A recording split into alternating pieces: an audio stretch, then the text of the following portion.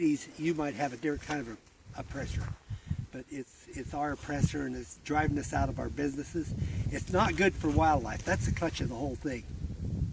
Because these people that work for government are recognized so-called quote-unquote biologists, they go into court, and the federal court system gives them deference in any decisions made. But the reality, they're the worst managers in the world. I could take you to all the wildlife refuges in northwestern This is all from the BLM. America and show you time and time again where they're destroying the productiveness. We need livestock on the range to make these plants healthy. They prune that vegetation, and thus it stimulates and makes more growth. And that's why the desert tortoise.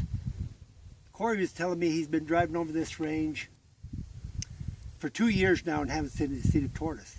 Mostly that's because of lack of predator control that existed early in our history. When they had predator control, Cliven tells stories of coming up that slope where we came this morning.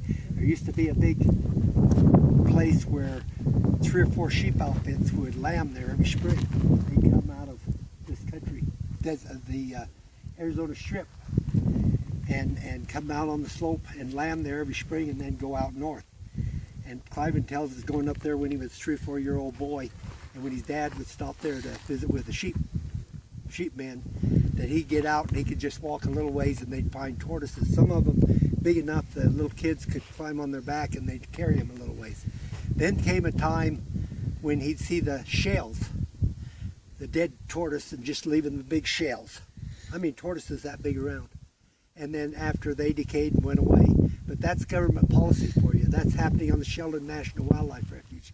That's happening on the Hart Mountain Refuge. That's happening on the Ruby Lake National Wildlife Refuge. If you wanted to see destruction of habitat, the best place to go is where government themselves have total control. And that's what I've been doing for the last 15 or 20 years, is recording the destruction that's taken place because of government management. They had total control of this land we're standing on right now for a week. Total control. They blocked off all the roads, put armed federal officers on the roads so we couldn't come down into any of this country right here. And up prior to them coming in here, there was not a trace of man right here. And look at the destruction they did in just 1 week of total federal control. And I'll point this out. You see these tracks coming down here? These animals are coming down here to go get some water. Let's go see what's waiting for them. All right. Boy.